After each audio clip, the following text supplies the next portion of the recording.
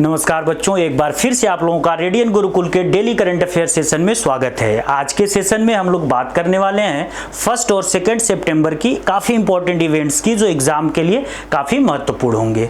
जो बच्चे चैनल पर नए हैं वे चैनल को सब्सक्राइब कर लेंगे ताकि उनको लगातार डेली करंट अफेयर्स के सेशन मिलते रहें। बच्चों, आज के सेशन का पहला क्वेश्चन है कि किस टीम ने 133वीं इंडियन ऑयल डुरंड कप को 2024 में जीता है। तो बच्चों याद रखना, ये जो डुरंड कप है ये फुटबॉल से संबंधित होता है। डुरंड कप जो है ये फुटबॉल से संबंधित होता है और ये एशिया का सबसे पुराना अपनी तरह का एक डोमेस्टिक टूर्नामेंट है जो इंडिया में आयोजित किया जाता है। इसको पहली बार 1888 में आयोजित किया गया था, तब से लेकर ये डुरंड कप चल रहा है और इस बार का जो एडिशन था 133rd था। ठीक है, और ये एडिशन बच्चों याद रखना, कोलकाता, जमशेदपुर, शिलोंग और काकराझार इन 4 शहरों में आयोजित किया गया था। और इसको जिस टीम ने जीता, जैसे क्वेश्चन आपसे पूछा जा रहा है, तो ये याद रखिएगा इस टीम ने पहली बार ये कप जीता है, क्योंकि डुरंड कप को सबसे ज्यादा बार जो जीतने वाली टीम है वो मोहन बागान है। ठीक है, तो मोहन बागान सुपर जायंट को इसने हराया फाइनल में north east United FC team ने। तो यहां पर देखिएगा, जो यहां पर फाइनल पोजीशन में चैंपियन जो टीम रही नॉर्थ ईस्ट यूनाइटेड एफसी, और यहां पे मोहन बागान रनर अप में रही। ठीक है बच्चों, एक चीज और याद रखिएगा कि ये जो फाइनल मैच आयोजित किया गया था ये साल्ट लेक स्टेडियम कोलकाता में 31 अगस्त को आयोजित किया गया था। ठीक है, तो ये जो फाइनल मैच हुआ 31 अगस्त को किया गया। ये देखिए यहां पर आपको नॉर्थ ईस्ट यूनाइटेड एफसी की टीम पूरा का पूरा सेलिब्रेशन करते हुए दिख रही है। आज के सेशन का अगला क्वेश्चन है, who own the under 20 Saif football championship title. तो अंडर 20 यानी कि 20 साल से कम उम्र के खिलाड़ियों का ये जो सैफ टूर्नामेंट है ये भी एक तरीके से फुटबॉल से संबंधित है। इसको किस देश ने जीता? तो बिल्कुल याद रखिएगा, बांग्लादेश ने। और बांग्लादेश ने जो फाइनल में किसको हराया? तो बिल्कुल ये भी आपको याद रखना है, नेपाल यहाँ पे रनर अप टीम रही। इस फाइनल मैच का जो आयोजन किया गया था अगस्त 30 को किया गया था और नेपाल में ये मैच हुआ। ठीक है, तो सैफ जो टूर्नामेंट होता है इसका मतलब बच्चों होता है साउथ एशियन फुटबॉल फेडरेशन। तो साउथ एशिया के जो कंट्रीज हैं, स्पेशली साउथ एशिया में 8 कंट्रीज आते हैं, आपको यहाँ पे दिखाते हैं, ये साउथ एशिया के 8 कंट्रीज हैं और इन्हीं 8 कंट्रीज को मिलाकर जो है कि ये टूर्नामेंट किया जाता है। ठीक है, तो इसमें आप देखिएगा कि इंडिया अब तक ये जो सैफ अंडर 20 टूर्नामेंट है इसको 3 बार जीती है, 2019, 2022 और 2023। इस टूर्नामेंट को पहली बार नेपाल के द्वारा जीता गया था 2015 में, जब इसकी पहली एडिशन स्टार्ट हुई थी। आज के सेशन का बच्चों अगला क्वेश्चन है, recently Hema committee in news is related to. ये जो हेमा कमेटी है ना, ये आपको हर जगह इस समय दिख रही होगी। आप न्यूज चैनल खोलेंगे वहां भी हेमा कमेटी, न्यूज़पेपर पढ़ोगे वहां पे भी हेमा कमेटी। तो हेमा कमेटी पे ये लगा लो कि काफी इंपॉर्टेंट क्वेश्चन पेपर्स में बनने वाले हैं। ठीक है, तो अगर आप एसएससी या किसी भी एग्जाम्स के लिए लगे हो तो हेमा कमेटी के बारे में बिल्कुल अच्छे से पढ़ लेना।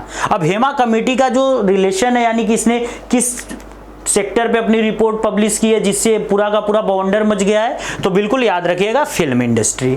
थोड़ा सा हेमा कमेटी की बात करें, इस हेमा कमेटी को 2017 में बनाया गया था। केरला की गवर्नमेंट थी और केरला का जो इंडस्ट्री है, फिल्म इंडस्ट्री, जिसको मलयालम फिल्म इंडस्ट्री बोला जाता है, जो अपने काफ़ी प्रोग्रेसिव और डेवलपमेंट वाले जैसे मुद्दों को उठाकर मूवी बनाती है, तो केरला की जो मलयालम इंडस्ट्री है वो पूरे इंडिया में एक तरीके का ट्रेडमार्क या फिर लैंडमार्क इस्टेब्लिश करती है अपने प्रोग्रेसिव विजन को लेकर।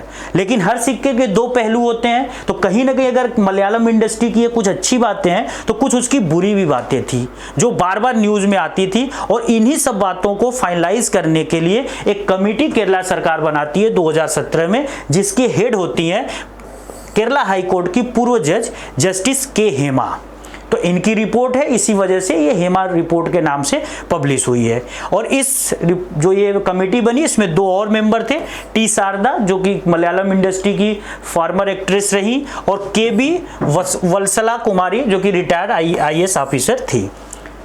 इस कमीशन ने या इस कमेटी ने अपनी रिपोर्ट दिसंबर 2029 में सबमिट कर दी, लेकिन केरला सरकार लगातार इस रिपोर्ट को छिपाती रही और काफ़ी दिनों के बाद फाइनली अगस्त 19, 2024 को पब्लिश करती है। पब्लिश करने के बाद भी इसमें से कुछ पन्नों को हटा दिया जाता है। ये हवाला दिया जाता है कि इस रिपोर्ट में जिन लोगों ने स्टेटमेंट दिए हैं उन लोगों के पर्सनल कुछ चीज़ें उस पेजेस पे थे, इसलिए हम इसको हटा रहे हैं।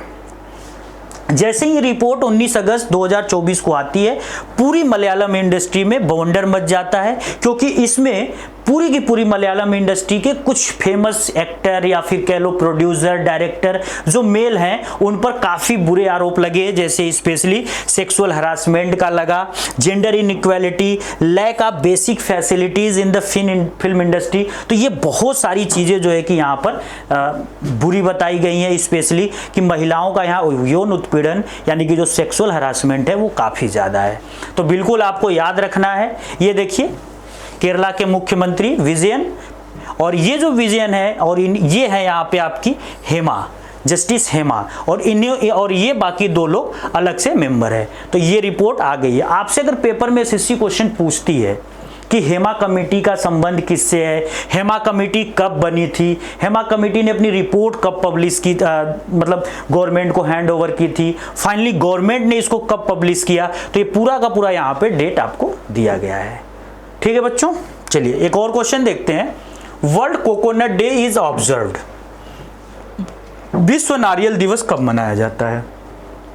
तो जो विश्व नारियल दिवस होता है, ये याद रखिएगा, ये हर साल 2 सितंबर को मनाया जाता है।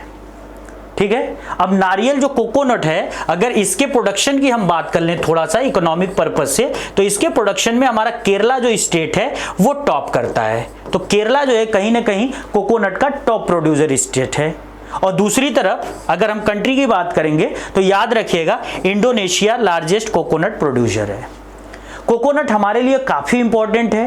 कोकोनट के अगर इंपॉर्टेंस हम देखें तो ये बहुत सारे न्यूट्रिएंट जो होते हैं जैसे कि फाइबर, विटामिन्स, मिनरल्स, और ये काफ़ी हेल्दी जो फैट्स होते हैं इसका पूरा का पूरा स्टोर होता है। तो कोकोनट का लगातार जो है कि हम लोग फूड के रूप में सेवन करते हैं। इसके अलावा ऑयल पर्पज से ही काफ़ी इंपॉर्टेंट होता है। इसको जैसे कि आप देख सकते हो कि जो कोकोनट ऑयल है उससे काफ़ी ज़्यादा हम लोग स्किन से रिलेटेड जो प्रोडक्ट्स होते हैं या फिर कॉस्मेटिक्स होते हैं उसको भी बनाते हैं। इसमें मॉइस्चराइजिंग का भी काफ़ी स्पेशल क्वालिटी होता है। साथ ही फूड खाने में भी कोकोनट ऑयल यूज होता है। कॉस्मेटिक्स मैंने भी बताया ही। बायोफ्यूल्स में भी इसके स्कोप देखे जा रहे हैं कि क्या कोकोनट को बायोफ्यूल्स के रूप में भी यूज किया जा सकता है। इसके अलावा बच्चों याद रखिएगा रिलीजन पर्पज से भी कोकोनट काफ़ी इंपॉर्टेंट है। आप देखते होंगे मंदिरों में या किसी आप कोई नया काम शुरू करते हो, कोई नया बिल्डिंग खरीदते हो या कुछ भी करते हो, तो जब भी आप कोई इनिशिएट करते हो तो वहाँ पे नारियल को फोड़ा जाता है। ये शुभ माना जाता है, जो हमारा हिंदू मैथोलॉजी है। तो इसलिए ये काफ़ी इंपॉर्टेंट है कोकोनट। तो कोकोनट डे इस बार याद रखिएगा कहाँ पर 2 सितंबर को मनाया गया। ठीक है, चलिए एक और क्वेश्चन देखते हैं। आज के सेशन का बिल्कुल लास्ट क्वेश्चन है। National nutrition week celebrated annually in the, जो नेशनल न्यूट्रिशन वीक है इसको हम कह सकते हैं राष्ट्रीय पोषण सप्ताह। ये कब मनाया गया या कब मनाया जा रहा है? तो इसको रिसेंटली अभी स्टार्ट किया गया है। और एक चीज अब माइंड में पूरा सेट कर लेना आपको कि ये फर्स्ट वीक ऑफ सितंबर में मनाया जाता है। तो हर साल सितंबर महीने का जो पहला सप्ताह होता है उसमें हम लोग मनाते हैं नेशनल न्यूट्रिशन वीक। ठीक है, तो ये देखो नेशनल न्यूट्रिशन वीक मनाया जा रहा है 1 सितंबर से लेकर 7 सितंबर के बीच। और सबसे बड़ी जो चीज़ है आपको याद रखना है कि इस बार जो 2024 है, इस बार की जो थीम है नेशनल न्यूट्रिशन वीक की वो है न्यूट्रिशंस डाइट फॉर एवरीवन। तो न्यूट्रिशंस डाइट फॉर एवरीवन ये थीम है, ये बिल्कुल आपको याद रखना है। मोस्टली यहीं से क्वेश्चन आपका पूछा जा सकता है। नेशनल न्यूट्रिशन वीक को मनाए जाने की जो शुरुआत हुई थी, इसकी पहली बार शुरुआत 1982 में हुई थी। तो 1982 से लेकर अब तक लगातार जो है कि हम लोग क्या कर रहे हैं कि इसको मना रहे हैं। ठीक है, उस समय जो नेशनल न्यूट्रिशन वीक मनाया गया था वो किसके द्वारा मनाया गया था? न्यूट्रिशन बोर्ड के द्वारा, फूड एंड न्यूट्रिशन बोर्ड के द्वारा मनाया गया था। ठीक है। लेकिन अभी करंट में अगर आपसे पूछा जाए कि 2024 में या वर्तमान में जो राष्ट्रीय पोषण सप्ताह है ये किसके द्वारा मनाया जाता है, तो ये एकदम याद रखना है आपको, ministry of women and child development. तो ministry of women and child development लगातार इसको ऑब्जर्व कर रही है। और एक चीज और आप याद रखिएगा, ये जो सितंबर महीना होता है ये न्यूट्रिशन की दृष्टि से काफी इंपॉर्टेंट होता है, क्योंकि इस पूरे महीने को इंडिया में क्या कहा गया है, इसको इस पूरे महीने को न्यूट्रिशन मंथ बोला जाता है। और ये इस बार जो हम लोग सेलिब्रेट कर रहे हैं सितंबर को एज ए न्यूट्रिशन मंथ के रूप में, ये 7वीं बार ऐसा है। ठीक है। तो अगर आपसे पेपर में एसएससी ये भी पूछती है कि इस बार सितंबर को जो न्यूट्रिशन मंथ के रूप में सेलिब्रेट कर रहे हैं ये उसका कौन सा एडिशन है, तो वो भी याद रखना है आपको कि 7वां एडिशन है। आज के सेशन में बस इतना ही। अगर सेशन अच्छा लगा होगा तो इसको जरूर अपने दोस्तों के साथ शेयर करिएगा, वीडियो को लाइक करिएगा, लगातार चैनल के साथ जुड़े रहिएगा। जय हिंद।